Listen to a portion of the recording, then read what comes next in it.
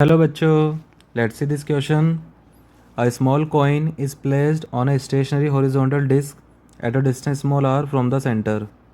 The disc starts rotating about a fixed vertical axis through its center with a constant angular acceleration alpha.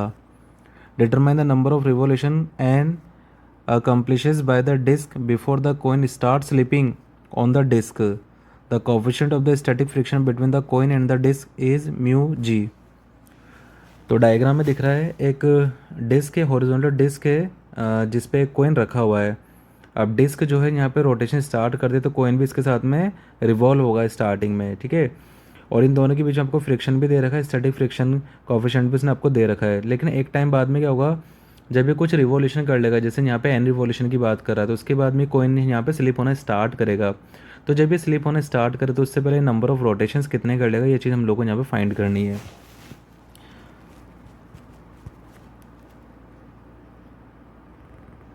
तो किसी भी instant की अगर बात की जाए, सपोज़ कॉइन यहाँ पे कहीं पर है, तो इस पर जो फ्रिक्शन लगेगा, ठीक है, एक तो फ्रिक्शन होगा इस पर रेडियल फ्रिक्शन, मतलब फ्रिक्शन का हम लोग बोल सकते हैं रेडियल कंपोनेंट है.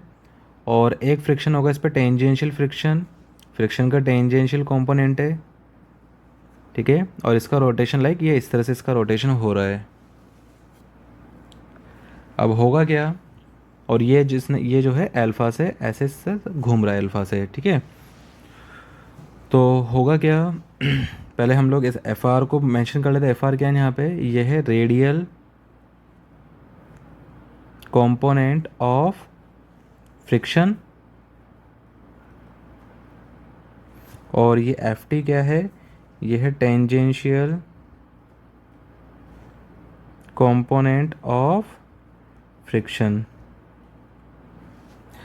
अब आगे देखना, आगे होगा क्या एफ आर किसके इक्वल होगा, ये किसको बैलेंस करेगा, सेंट्रीपिटल फोर्स को, एम ओमेगा स्क्वायर आर को बैलेंस करेगा. और जबकि टेंजेंशियल फ्रिक्शन किसको बैलेंस करेगा, ये किसके इक्वल होगा, ये इक्वल होगा एम ए टी के, ठीक है. जहाँ पे ए टी के यहाँ पे टेंजेंशियल एक्सेलरेशन, ये इसको बैलेंस करेगा किस इंस्टेंट पे, जब कॉइन जो है स्लिप करना स्टार्ट करता है. तो ये आ जाएगा एम ए टी का वैल्यू एल्फ़ा आर. तो यहाँ पे नेट जो फ्रिक्शन होगा वो क्या बनेगा, root of F R square plus F T square. ये नेट फ्रिक्शन होगा जो लिमिटिंग फ्रिक्शन के बराबर या उससे कम होना चाहिए, राइट. तो जब वो स्लिप करना स्टार्ट करा तब तो हम लोग इक्वल वाली कंडीशन लेके चलेंगे. तो यहाँ से अब आगे देखना, हम लोग सबसे पहले तो एफ आर और एफ टी का वैल्यू पुट कर देते हैं.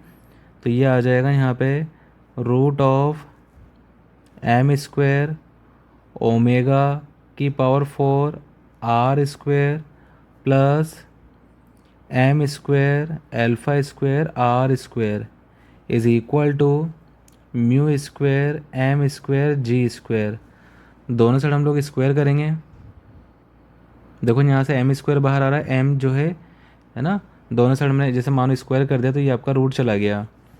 तो एम स्क्वायर भी जो यहाँ दोनों जगह से कैंसिल आउट हो जाएगा.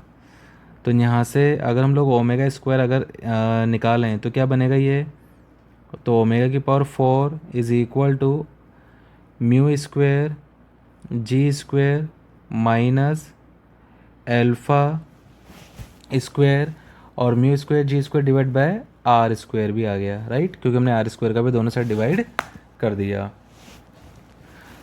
अब यहाँ से ओमेगा स्क्वायर का वैल्यू क्या बनेगा, ये बनेगा root of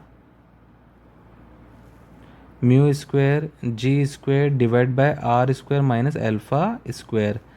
this is suppose equation 1. अब आगे अगर हम लोग यहाँ पे जैसे काइनेमेटिक्स का जो थर्ड इक्वेशन होता है V square is equal to U square plus 2s, अगर उसी इक्वेशन को हम लोग यहाँ पे अप्लाई करें है ना सर्कुलर फॉर्म में, तो क्या बनेगा इस equation, omega square is equal to, अब ओमेगा नोट कितना था, 0 था, राइट. और आगे आ जाएगा ये 2